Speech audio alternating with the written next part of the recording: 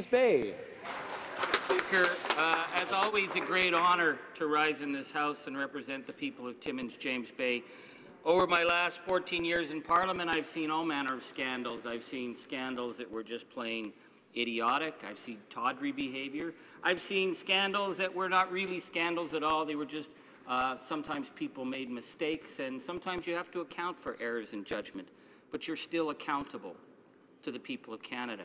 But what we're talking about today in terms of the issue of a conflict of interest with the Minister of Finance, to me, speaks to the cynicism of this government and their approach to ordinary working Canadians who work hard and play by the rules. Because the conflict of interest that we're seeing with the Finance Minister is the fact that as the privatized pension king of Canada, he had a very clear financial interest in changing pension legislation.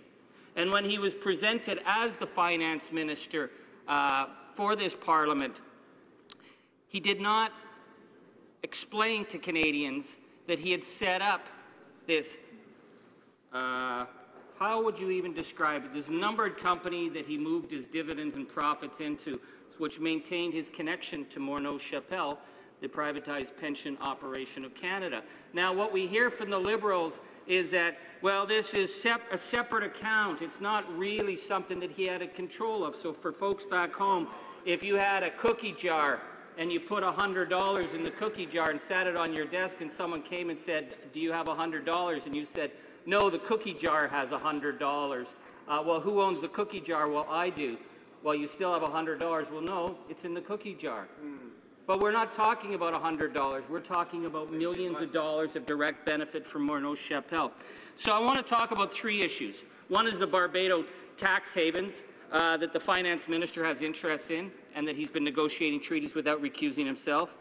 One is the issue of Bill C-27 that he brought forward without explanation or without any prior public consultation that would benefit the investors at Morneau. And the third issue is the one that's before us today across Canada, is the abominable treatment of the Sears workers. I think we were all shocked and appalled when we heard that Sears executives attempted to cut off the financial, dental, medical rights of Sears pensioners as they were facing bankruptcy. At the same time, they were paying $9.2 million to Sears executives. And that kind of pension theft is not only legal in Canada, they get corporate bonuses for doing it.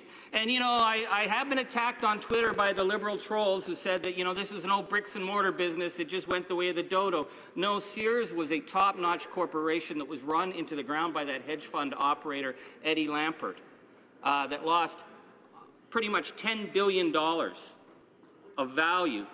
But, you know, you don't cry for corporate bandits like Eddie Lampert and his crew, because as Sears was getting into trouble, what they did was that Sears and his hedge fund operators basically loaned $500 million to Sears through taking 46 key properties as collateral assets. So if Sears went down, those hedge fund operators walked away with the property. So they're sitting pretty. And we've approached this Finance Minister and asked him to change that loophole to protect the pension rights of Sears workers, not asking for anything special, but just to ensure that when you have paid into a pension in your whole life, that it's not at the back of the line when the creditors come, that it is considered part of the credit that has to be protected. And this minister, this Finance Minister, won't do it, and we did not know until October 17th that Morneau was getting the contract for the Sears workers. So is there a direct link? Well, the direct link was the dividends that go to Morneau investors, who the Finance Minister is one of them. And that needs to be explained to Canadians.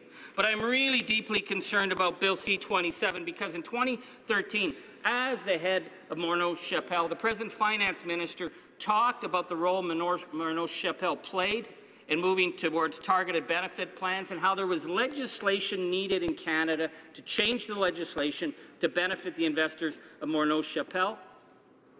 And when he became Finance Minister, he introduced Bill C-27, which was the legislation to do just that. And what's striking about Bill C-27 is that there was no prior public consultation. There were no public meetings. So who gave the advice to the Finance Minister to change legislation that would have an enormous impact on the company that he helped and his father helped found. So Bill C-27 is a clear conflict of interest. And it's a conflict of interest that touches Canadians across the country who are worried about the future of their defined pension benefits. And there's a right of Canadians to believe that parliamentarians will put the interests of the public ahead of their own pecuniary interests. That is the whole question of conflict of interest. And in the case of the finance minister, bringing forward legislation that would have a direct benefit to his company without recusing himself is an abuse of his role as a minister of the Crown and needs to be explained. But it is also abuse of the House, because we did not know that he was receiving dividends from Morneau-Chapelle throughout this period. And I will be splitting my time with the member for Sherbrooke, Mr. Speaker, just to say.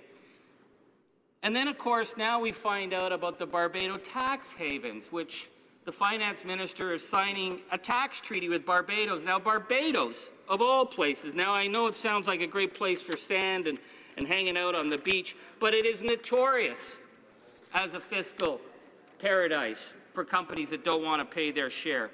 And what's really disturbing about Barbados is we find out that Morneau-Chapelle is involved down there. So there's a direct financial interest. The minister did not recuse himself. How could he be working on a treaty with a place that is a notorious fiscal paradise when Canadians are paying their fair share and they're looking to the finance minister for accountability? Now, I know my friends in the Liberals are in trouble on this issue, because whenever the Liberals get in trouble on a file, they start throwing out that term middle class. Now, in fact, they say middle class and those wanting to join them. And I hope folks back home, if you were in some kind of university drinking game, if every time the Liberals gave a speech and you had to take a shot, you'd be bombed at the end of the first 5 minutes. I guess the finance minister grew up in a different middle class than I grew up in, because his middle class is going after dentists and farmers. His middle class is going after people who are suffering from diabetes. His middle class is going after employee discounts at restaurants where you work, to tax that. And meanwhile, the first promise he broke was the $840 million corporate stock loophole that would protect 8,000 insiders on Bay Street, and he reassured Bay Street he'd have their back. So I see with the Liberals right now, they're saying we're doing all this for the middle class. Yeah, they're setting up a tax haven treaty with Barbados for the middle class. Yes, the finance minister is attacking the pension rights of Canadians across this country through Bill C-27. For who? Oh, it's for the middle class. And of course, the shares workers, well, they're just out of the middle class altogether. You know, it reminds me that when they got caught out on the Saudi arms deal, they were dealing with the House of Saud to help the middle class. That was the Prime Minister. Their abandonment of electoral reform.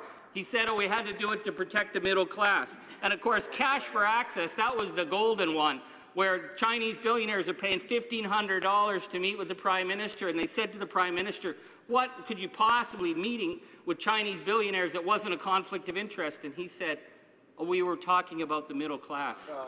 Yeah, imagine that. Imagine that's what billionaires talk about.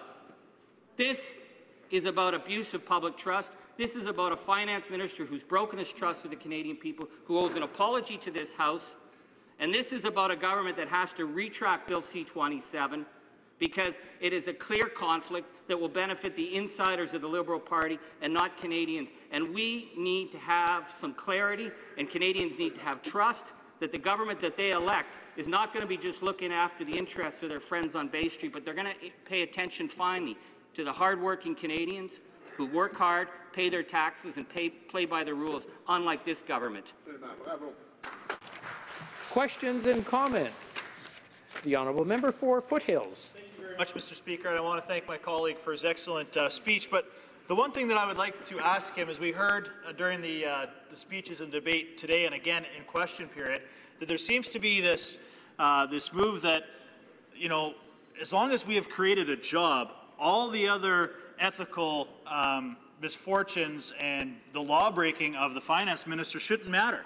I would like to ask my colleague, despite all the mirror work that the Liberal finance minister is doing, don't you think that the Canadian public, and certainly this House, has lost its trust in the finance minister? And what he says tomorrow at his financial update shouldn't take away from the ethic mismanagement and breaking the law of the finance minister. Honourable member for Timmins-James. Well, I'd like to thank the honourable member for his question. And the issue here is about trust.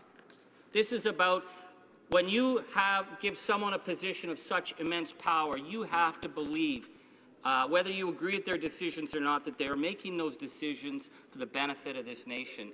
And we cannot say that this finance minister has put the interests of working people or the nation ahead of his own pecuniary interests. And that is a shocking breach that has to be addressed, particularly when you're the finance minister. Now, the Liberals are saying, they said last week, oh, don't, you know, we're all in this together.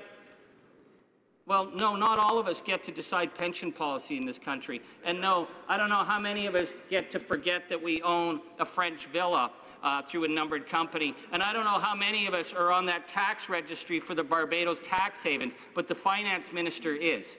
And because of that, he cannot simply be trusted. And so whether or not he stays in that position, we have to have some real clear rules. Number one is an apology. And number two, we have to have real clear limits on his ability to interfere in any way with pensions or with issues of tax havens in the Barbados.